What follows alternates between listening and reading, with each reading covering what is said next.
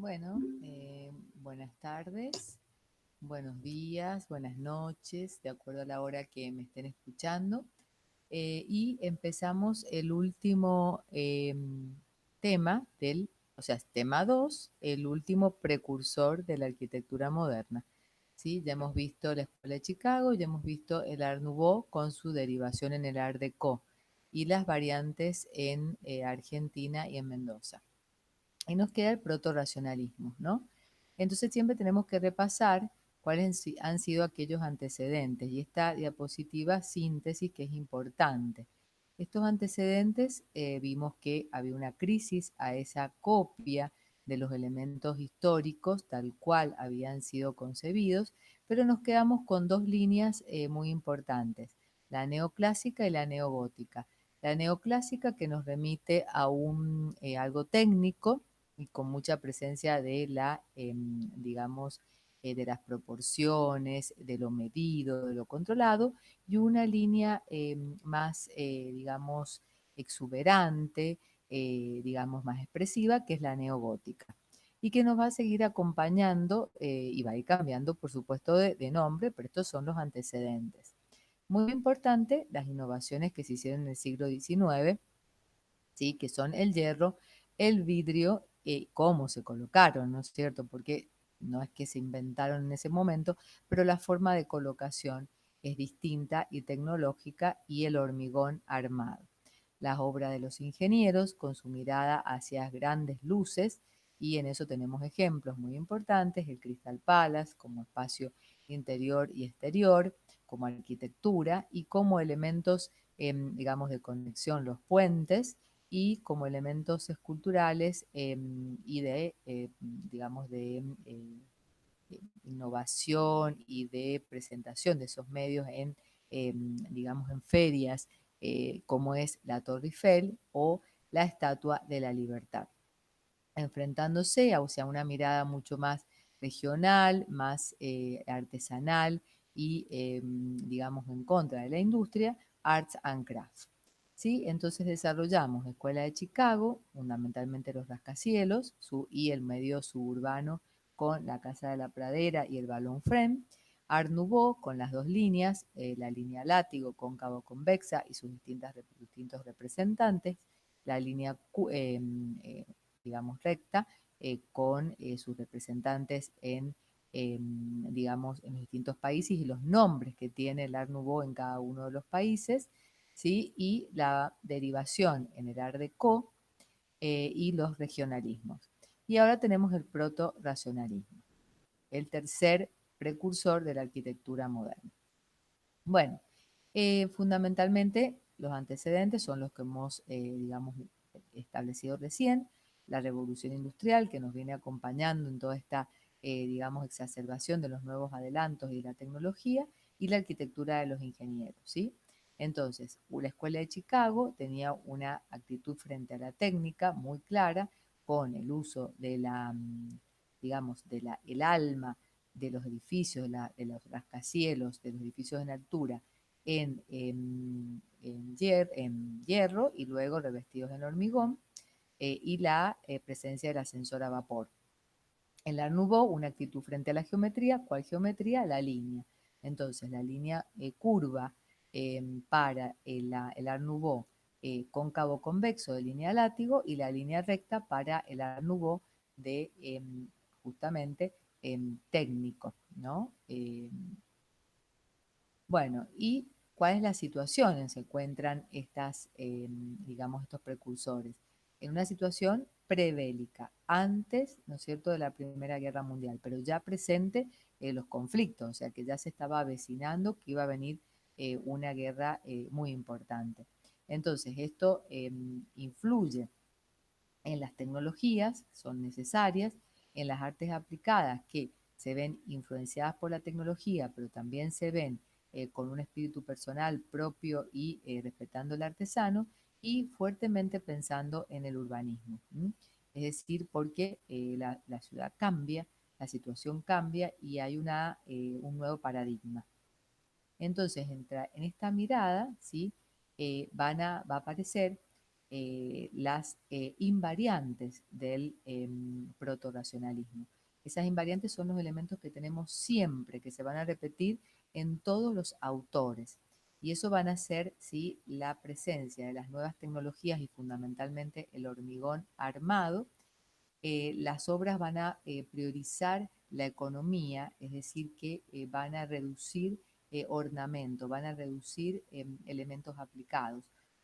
Por un lado, un aspecto estético, digamos, para la imagen del edificio, y por otro lado, un aspecto sociológico, que es el rechazo a lo superfluo, porque nos estamos acercando a una situación global muy digamos, dramática y que se necesita reducir costos.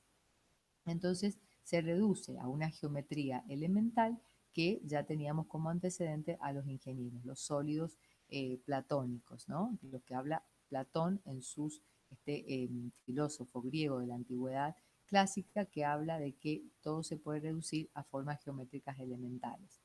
Y el arte toma una función práctica, pero fue criticado en muchos aspectos por una ausencia de genio ante la reducción a una geometría elemental. ¿Sí? Algunos critican, siempre está la crítica de la arquitectura. Entonces hay un criterio en general de valorar la cantidad para poder luego dar mayor, digamos, cantidad de vivienda, de soluciones urbanísticas, técnicas a la mayor cantidad de personas luego de, de este conflicto que se avecina y que, o sea, es mundial, iba a ser mundial, mucho menor que la Segunda Guerra Mundial, pero importante. Una cosa muy importante tener en cuenta que el proto-racionalismo también, aparte de ser prebélico, no toma las vanguardias figurativas. Es decir, es un precursor que va a ser precursor justamente y va a ser proto, que significa viejo, porque no toma las vanguardias figurativas. Las vanguardias figurativas son digamos, elementos en el arte, figurativo significa que están en el arte, y vanguardias porque van primero. Vanguardia es un término bélico, o sea, que estamos en presencia de una situación bélica prontamente, entonces son los que van a la vanguardia, al primer pelotón. Eso no llega a tomar el proto-racionalismo, por eso se llama viejo o anterior, significa proto. Bueno, un arquitecto que yo dije en la clase anterior de Art Nouveau, que va a ser un nexo entre el Art Nouveau y el proto-racionalismo, va a ser Joseph Hoffman, ¿sí? Porque va a tomar, o sea, va a ir ya un pasito más, va a ser un vanguardista con respecto al Art Nouveau, y ya en 1904, 1905, donde hace este sanatorio, fíjense la carencia de ornamento, ¿sí? La reducción a geometría elemental. Tiene elementos todavía, o sea, estéticos de la historia, como son el coronamiento a partir de este voladizo. Pero los elementos de las ventanas, los accesos, se reduce a geometría elemental, como lo vemos también en la silla y en los cubiertos. Si bien Joseph Hoffman es Art Nouveau, es el adelantado hacia el proto-racionalismo y justamente en su edificio más carismático, que es el Palacio Stocklet, donde vemos toda esta disminución del ornamento. Todavía no total, fíjense la parte superior, que el ornamento persiste, ¿no? Eh, ya lo habíamos comentado en la clase de Art Nouveau, pero es el nexo para poder llegar a los cuatro precursores dentro del proto-racionalismo, y esta diapositiva también es muy importante porque es la síntesis. Entonces tenemos a Loos, a Perret, a Garnier y a Behrens. Loos, ¿sí?, va a influir, ¿sí?, en la arquitectura holandesa, ¿sí? Digamos que él va a tener una gran influencia en el racionalismo holandés. Perret y Garnier son franceses y van a influir en el racionalismo francés, y Behrens, alemán, en el racionalismo alemán. Por eso están cerrados en su concepto y en su aspecto, ¿sí? Entonces los tenemos ahí claramente. ¿sí? Los va a tener una, lo vamos después a desarrollar en sus viviendas y en su arquitectura particular, pero esto es el panorama general. Va a crear una teoría espacial, ¿sí? Muy importante, y no confundir con teoría, digamos, funcional. La teoría espacial, que se va a llamar Round Plan, significa que cada lugar, cada ambiente de la casa va a tener una altura y una, digamos, una proporción diferente, depende la función. Por eso es teoría espacial, porque el espacio está en relación a la función, no al revés. Y considera que la arquitectura es un arte práctico. Entonces, elabora la economía y la estética tiene que ser, o sea, totalmente despojada. De hecho, escribe un libro que se va a llamar Ornamento y Delito. Entonces, sus obras se van a despojar totalmente del ornamento. No solo va a influir en el racionalismo holandés, sino también que también va a tener una fuerte influencia en el racionalismo francés. Perret va a poner el acento en lo tecnológico, porque va a incursionar y va a investigar sobre el uso del hormigón armado, de esa técnica nueva de la revolución industrial, que va a ser el gran, digamos, laboratorio de análisis. Y va a tener una fuerte, digamos, investigación y aplicación de la independencia en lo que es soporte, que generalmente es un pórtico, y el cerramiento, que cierra ese pórtico, que es independiente totalmente, y entonces va a permitir espacios interiores libres, o sea, plantas libres. Garnier va a poner el acento en lo urbanístico, es decir, se va a preocupar por la planificación urbana. Entonces, dentro de su programa urbanístico, va a desarrollar la primera ciudad industrial, que tiene mucho que ver con lo que estábamos hablando como antecedente, y la revolución industrial. Una ciudad, o sea, una ciudad nueva que necesita que se programe de una forma diferente porque tenemos las industrias, tenemos elementos que antes no existían. Entonces, tenemos que prepararnos para ese cambio. Y Behrens es el que va a hacer el gran design, o sea, aplica la teoría del design, es el gran designer. Trabaja sobre arquitectura industrial y él desarrolla todo, es decir, es el gran creador de la imagen corporativa de una empresa. Entonces, él va a diseñar el edificio, va a diseñar la gráfica, va a diseñar los artefactos, los elementos que vende esa industria, o sea, va a intervenir en todos los aspectos del diseño.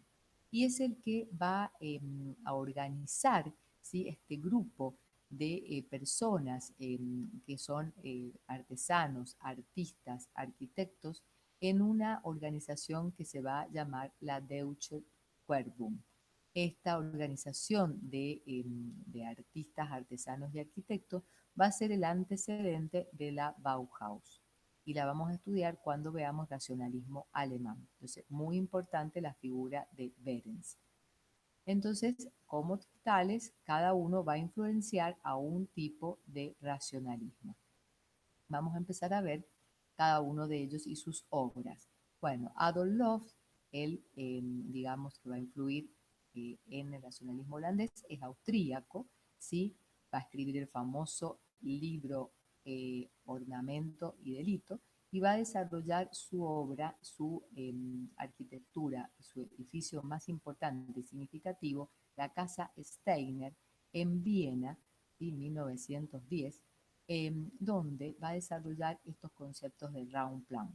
Fíjense que exteriormente la fachada de la casa es una fachada de 2 pisos, simula 2 pisos porque la reglamentación de ese lugar es que solo se podía construir en 2 pisos. Entonces él hace este tipo de curvatura, que se ve acá en el frente, para absorber el último nivel. Entonces, pero la casa de la parte de atrás tiene una mayor altura, ¿no? Tiene la parte noble, el acceso, tiene una parte de sótano y tiene un primer piso y un segundo piso de, podríamos decir, de servicio, ¿sí? Entonces, la casa guarda una simetría, ¿sí? Perfecta, muy simple, o sea, y es una simetría aparente. Fíjense, acá tenemos una ventana cuadrada y acá una ventana rectangular. Eso nos dice, nos explica la teoría del round plum. ¿Qué quiere decir? Que cada una de las ventanas, y depende el tamaño y la distribución que tenga, va a responder a un tipo de función distinta. Por eso es una teoría espacial. Las ventanas más grandes, más importantes, van a responder a lugares de estar, ¿sí? Lugares como comedores, estares, lugares diurnos. Las ventanas de menor tamaño van a responder a dormitorios y las de aún menor tamaño van a responder a los elementos de servicio, baños y cocinas. Entonces, los estares van a tener también dimensiones más altas, más grandes que los dormitorios y luego por los baños y cocinas. Entonces, depende la función, yo voy a tener la altura y distribución del espacio, ¿sí? Entonces, ¿para eso qué? Abarata costos, disminuye que la calefacción, disminuye digamos, que el ambiente sea opulento, o sea, la ambientación, distintos elementos que van a hacer más económica la arquitectura, ¿no? Entonces, bueno, la parte de atrás de la casa Steiner, totalmente simétrica, ¿sí? Todavía, fíjense, con conceptos históricos. ¿Por qué? O sea, si bien se ha despojado de todo el ornamento, es simétrica. Y al ser simétrica es concepto y vinculación con la historia. De frente es una simetría aparente. Interiormente, este es un interior de la casa que nos sorprende con un eclecticismo. Este es el estar de la casa, donde el espacio es más importante, más alto, más generoso para la teoría espacial del round plan. O sea, vemos que la casa en sí, si nosotros cerramos los ojos, vemos que es una casa totalmente despojada en todo lo que es revestimiento, es decir, un cielo raso plano, limpio, un revestimiento de mármol, ¿sí? Y un piso de madera. Luego se produce el eclecticismo porque la casa está habitada por gente que todavía no está preparada para el cambio. Entonces hay elementos ¿sí? de muebles históricos, Luis XIV, Luis XV, Luis XVI, bustos, ¿sí? Y alfombras traídas de Oriente, turcas, orientales, y algunos muebles que son novedosos, que en esta época es una vanguardia, el futurismo, ¿no? Entonces también hay una mezcla de muebles totalmente nuevos. Y acá muebles Art Nouveau, de la línea Látigo de Henry van de Velde. Entonces, un eclecticismo, pero el envolvente es totalmente limpio. ¿M? Esa es la diferencia. Por eso también cómo vive la gente y cómo usa después los espacios que los arquitectos producen y construyen. Otra de las casas importantes construida para un famoso, digamos, escritor, filósofo francés, Tristan Tzara, que le encargó a Los su casa. Bueno, y esta casa justamente, bueno, exteriormente muy simple, simétrica, de, de 4 niveles, con terraza accesible, eso también es un adelanto del momento, o sea, se accede y hay, fíjense, elementos vegetales, ¿sí? Pero el corte es más interesante porque ahí podemos ver claramente la teoría del round plan. Fíjense cómo los espacios de, digamos, de estar donde se ve una chimenea y donde se sale a una terraza es mucho más generoso que los lugares de, digamos, de dormitorios, pasillos, ¿sí? O lugares que no son los lugares diurnos, ¿no? Entonces ahí vemos, ven, los lugares diurnos son mucho más generosos en altura que los lugares nocturnos o de servicios. Esta es la teoría famosa espacial de Loss, de Adolf Loss. Otra de las casas importantes en Praga, en Checoslovaquia, ya más avanzado, ¿sí?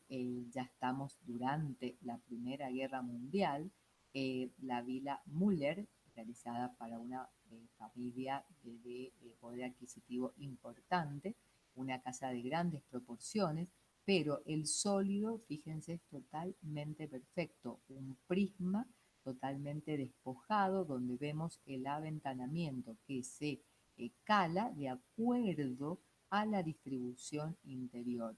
Ventanas más grandes para los estares y ventanas más chicas para los servicios y dormitorios. Entonces, fíjense que también en el corte, ¿sí? La escalera que va comunicando los distintos ambientes, llegamos a la terraza que es accesible, también un aporte de los que luego va a influir en Le Corbusier, por eso la influencia en el racionalismo francés y también por su arquitectura blanca, en este caso en la Villa Müller, y fíjense la altura de los espacios de estar distinto a los espacios de servicio en planta baja o de los espacios de circulación, ¿sí? Muy importante, la teoría espacial del Raumplan. Bueno, entramos con Perret, el otro precursor, y Perret nos va a innovar y va a ser un gran, digamos, investigador del hormigón armado, que aplica en este edificio de propiedad horizontal realizado en Francia, en París, en la calle Franklin, 1903. Este es el edificio en la realidad actual, fíjense cómo cambia con respecto al edificio historicista, aunque mantiene las proporciones, las alturas de la continuidad de la fachada. Este es un croquis que está en un libro muy interesante que se llama Historia dibujada de la arquitectura, donde justo se destacan en estos croquis los elementos más importantes. Bueno, el edificio tiene un movimiento, sí, en forma quebrada, para poder iluminar mejor los espacios, para poder tomar sobre todo en las ochavas y traer la iluminación hacia el interior, ya que el terreno es muy apretado, es chico, entonces esto permite que el asoleamiento sea más interesante. Digamos, la circulación se hace en la parte posterior y se da toda la parte de iluminación por el frente, ¿sí? Llevando escaleras, ascensores y baños en la parte de atrás. Bueno, la planta baja es planta baja libre porque estas columnas de hormigón le permiten una mayor resistencia, entonces permite independizar estructura, ¿sí? De cerramiento, que en este caso es vidrio, para producir una parte comercial. Luego, los distintos departamentos que se van sucediendo, que también los elementos estructurales son los menores, permitiendo un recorrido libre, una planta libre, que cada departamento lo tabicará de acuerdo a las necesidades. Y luego una terraza, digamos, accesible. Entonces, lo- el remate todavía tiene elementos históricos, porque por ejemplo, todo este revestimiento es azulejos de formas florales, ¿sí? Entonces ahí vemos también conexión con el elemento histórico, igual que los remates todavía con cornisa, ¿sí? Entonces, bueno, Auguste Perret va a desarrollar también una iglesia muy importante, la iglesia en Raincy, en Notre Dame, Nuestra Dama. Esto no hay que confundirse porque hay muchas iglesias Notre Dame. Esta es la de Perret y está en Raincy, y es una iglesia totalmente desarrollada en hormigón armado, donde desarrolla un concepto en escalonamiento que podríamos decir que exteriormente nos hace acordar a un Art Deco, ¿sí? Que se va escalonando, ¿sí? Y una iluminación, o sea, los muros calados que permite el hormigón realizar este calado que luego se va a cerrar con vitró, o sea, con vidrios de colores, ¿sí? Y que permite claramente ver su investigación en el hormigón en columna y cerramiento, es decir, el pórtico, que permite hacer grandes luces, ¿sí? Y estructuras bastante importantes de grandes luces y, digamos, sin tabiques intermedios. Fíjense que la bóveda de cañón corrido, también de hormigón, y la planta es basilical, dos naves laterales y una nave central, pero con calada, totalmente calada, que eso lo permite el hormigón armado. Bueno, el otro precursor, ¿sí? Que nos vamos a ir el aporte al urbanismo va a ser Tony Garnier. Garnier, también francés, va a aportar a la ciudad industrial, que también va a ser tomada por Le Corbusier, con todas sus investigaciones que hace cuando entra en los CIAM, que son los Congresos Internacionales de Arquitectura Moderna, y los vamos a desarrollar luego cuando veamos urbanismo. Pero Garnier hace el primer prototipo de esta ciudad donde divide trabajo, vivienda, salud y ocio. O sea que son cuatro grandes principios que se destacan. El lugar funcional donde la gente, o sea, vive y trabaja, ¿no? El espacio, ¿sí? Es necesario el follaje, o sea, los árboles, porque van a purificar el ambiente, y la entrada del sol es fundamental porque también purifica. La ciudad de Garnier siempre tiene que estar ubicada cerca de un río para tomar la energía hidroeléctrica, ¿sí? Y a dónde se va a sentar la fábrica, porque está hecha para justamente ubicar una fábrica. Entonces, ¿cómo es la ciudad de Tony Garnier? Esta ciudad industrial, con este croquis que hace, él establece, ¿sí? El río, del río, ¿sí? Y otra cosa muy importante que está acá en línea de puntos, el ferrocarril, que es el que va a unir también. O sea que la unión va a ser fluvial y, digamos, terrestre por ferrocarril. Entonces van a estar combinados. El ferrocarril, ¿no es cierto?, llega a una estación, ¿sí? La estación de trenes, ¿sí? Eh, y de ahí del río se va a sacar digamos, la energía hidroeléctrica para la industria. Fábricas, bodegas, o sea, el puerto, o sea, la parte portuaria, ¿no? Y acá va a estar ubicada la industria. Generalmente la industria más separada y, si es posible, alejada, ¿no? Alejada de la ciudad, cercana a la estación también de trenes, ¿sí? Luego, ¿sí? Siguiendo esa situación lineal, esa calle lineal que parte del ferrocarril, ¿no? En una composición lineal hacia ambos lados, la zona residencial, viviendas, la parte administrativa, plazas, establecimientos educativos y culturales, escuelas, ¿sí? Es decir, y si hay una ciudad antigua, incorporarla, ¿sí? Y luego en la parte alta, la parte más alta, más ventilada, ¿sí? Una zona más, digamos, donde puedan, que lo vemos ahí en el croquis, acá en la parte más de la colina, si es posible, o más sobrelevada, la parte de salud, hospital, ¿sí? Lugares para estar de las personas inválidas, cuidadores, enfermeros, ¿sí? En la parte para que se ventile y haya un asolimiento correcto, ¿no? Continuo. Y todo con forestado, o sea, todas estas calles con la incorporación del verde que permiten esa oxigenación, ¿sí? Entonces, esa es la ciudad que proponía Garnier. Garnier no solo fue urbanista, sino que también desarrolló arquitectura. y fue el diseñador del mercado de Lyon. Fíjense qué influencia, qué parecido, qué tiene, qué relación a esta arquitectura que yo les comenté, Art Deco, estructural del mercado de abasto de Buenos Aires. Está este mercado, que justamente es este mercado también en la ciudad de Lyon, Francia.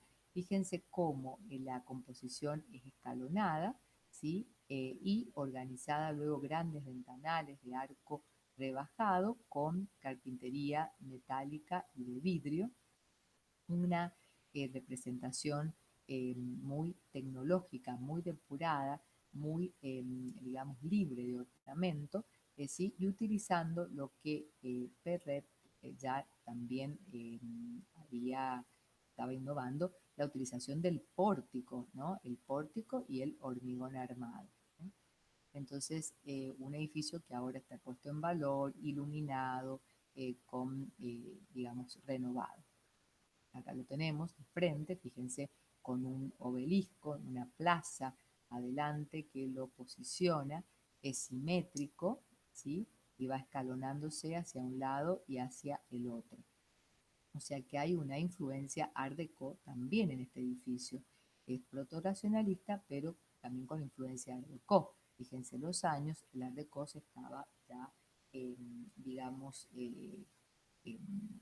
iba a tomar su potencia. En 1925 el Art Deco toma su gran, digamos, fervor.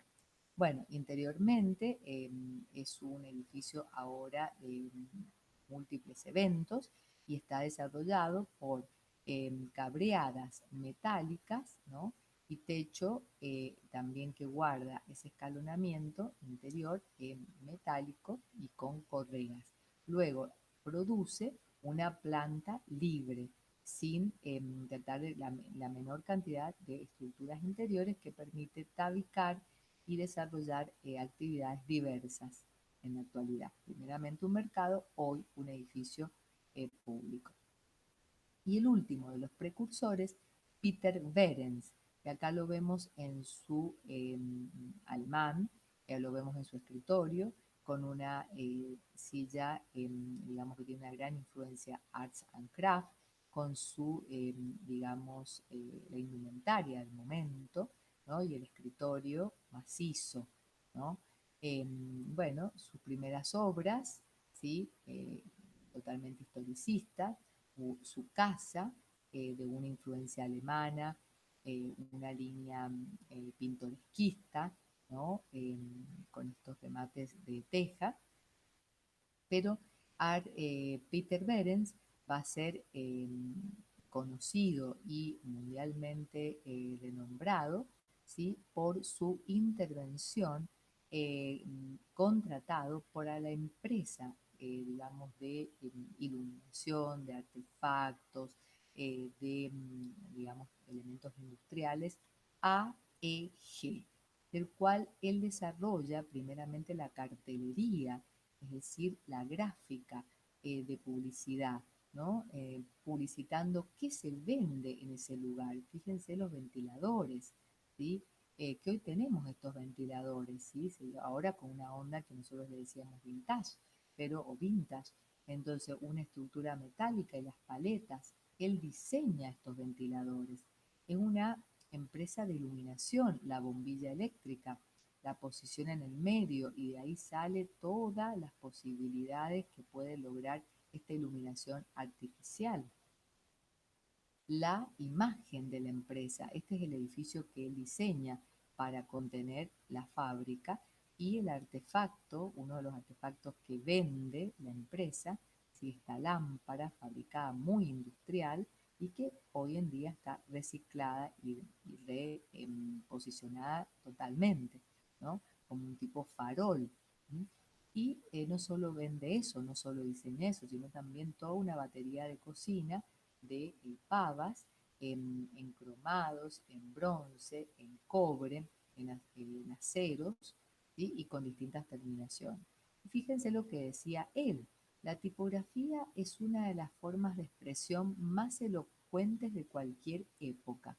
Luego de la arquitectura, genera la idea más característica de un periodo y el más severo testimonio del estatus intelectual de una nación. Miren qué nivel que le da a la tipografía.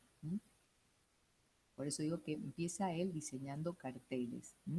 Bueno, Steve Jobs también hablaba de que la tipografía él hizo, no se recibió nunca de diseñador, pero sin embargo, la única materia que cursó en la universidad, o una de las pocas, fue justamente tipografía. Bueno, y acá está el edificio que él diseña para la AEG, empresa industrial de varios productos, fábrica de turbinas, fábrica de elementos de, digamos, de iluminación, ventiladores, turbinas de aviones. Bueno, el logo, ¿sí? Encuadrado como si fuera un panal de abejas, donde ahí pone las famosas siglas, ¿sí? Luego este logo lo estampa en el frente del edificio, como lo vemos acá en este dibujo, y el nombre de la fábrica, Turbinenfabrik, ¿sí? En Berlín. Estas son fotos actuales donde el edificio sigue funcionando tal cual lo generó Peter Behrens en 1909. Un gran edificio de un cuerpo, digamos, prismático, ¿sí? Con pórticos, ¿sí? Pórticos que se van repitiendo y van produciendo un ritmo, y luego una techumbre de una bóveda de cañón corrido eh, facetada. Esta estructura, entre medio de la estructura, al tener pórticos de hormigón, le permite abrir grandes ventanas para que esa industria no sean esas industrias tradicionales, poco iluminadas, donde los obreros están enajenados y trabajan en condiciones, digamos, en malas condiciones de trabajo, sino que acá toda la fábrica está iluminada y el trabajador trabaja en condiciones de un buen desarrollo de su trabajo. Bueno, interiormente fíjense lo que produce, ¿ven? Totalmente iluminada y no solo lateralmente, sino que estas estructuras permiten, ¿sí? Una iluminación cenital de vidrio que tiene mucho que ver con este antecedente, la arquitectura de los ingenieros, ¿sí? Con el Crystal Palace, por ejemplo. Y fíjense la planta baja libre que permite totalmente la distribución y el desarrollo. Esta es la pared posterior, recién veíamos el frente, ahora vemos el contrafrente, donde ha aparecido la palabra, las siglas en otra posición, una al lado de la otra. Fíjense este reloj también diseñado por Peter Behrens con las siglas AEG, que es un reloj que también reeditado en la actualidad. Bueno, la mirada opuesta, ¿sí? Que yo ya se los había comentado, porque Henry Van de Velde nace en el Art Nouveau, ¿sí? De línea curva. Entonces, del lado de la expresión, fíjense que todos los otros precursores, que justamente son los 4 precursores más importantes, son totalmente técnicos. Bueno, pero siempre tenemos la mirada expresiva, y acá lo tenemos a Henry Van de Velde con este edificio general de belga, ¿sí? Y con este edificio del Teatro de Colonia, donde se ve esta curva y contracurva y esta expresión del edificio que se va como escalonando, se va derritiendo sobre el terreno y nos da una mirada distinta, mucho más artística, más expresiva.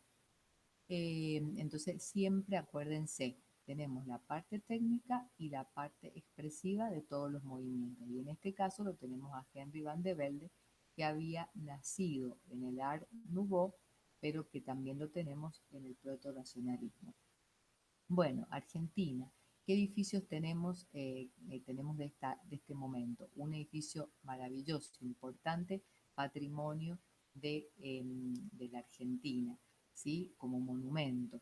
El famoso Cábana, el edificio Cábana, de Sánchez, Lagos y de la Torre de los Arquitectos, y que está ubicado en la zona de Catalinas Norte, muy próximo al río, ¿sí? Da al río, por eso la composición es en forma curva, como si fuera un gran barco que parte hacia el Río de la Plata. Se va escalonando hacia la parte superior, ¿sí? También con una presencia, una influencia Art Deco, y un gran despojo totalmente de ornamento. Fue el edificio más grande desarrollado en hormigón, enteramente en hormigón armado en América por mucho tiempo, ¿sí? Hasta que apareció luego el Empire State.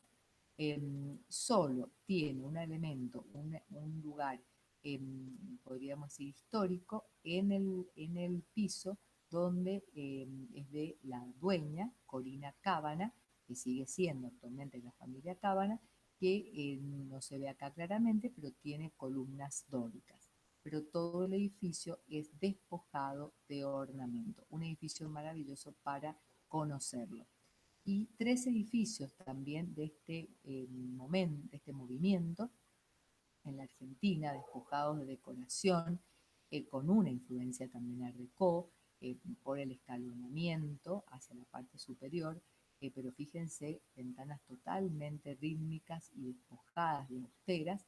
El edificio Comega está muy cercano acá tiene el nombre, está muy cercano a Puerto Madero, en Avenida 9 de Julio, el edificio que era Ferrocarriles Argentinos, hoy es el Ministerio de Acción Social, y el edificio Safico, ¿sí? Que este tiene un mayor escalonamiento.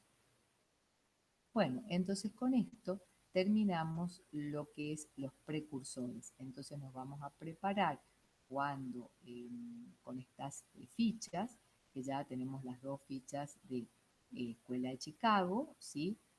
La de Art Nouveau y Art Deco, con sus épocas, características, tendencias y autores y obras, y el proto-racionalismo con esta Europa prebélica, ¿no? Características generales, los nuevos materiales y los distintos, digamos, aportes que hace cada uno de los precursores. Los con la teoría del round plan, Perret con el hormigón, Garnier con la, digamos, la arquitectura y la planificación de la ciudad industrial, y Behrens con el designer, ¿sí? El proceso del diseño integral y de la imagen corporativa en una imagen industrial, y no olvidarse de la mirada expresiva de Henry van der Velde. Bueno, entonces, terminando este tema, vamos a prepararnos también para una pequeña revisión teórica de los precursores de la arquitectura moderna y del panorama histórico del siglo XIX y XX.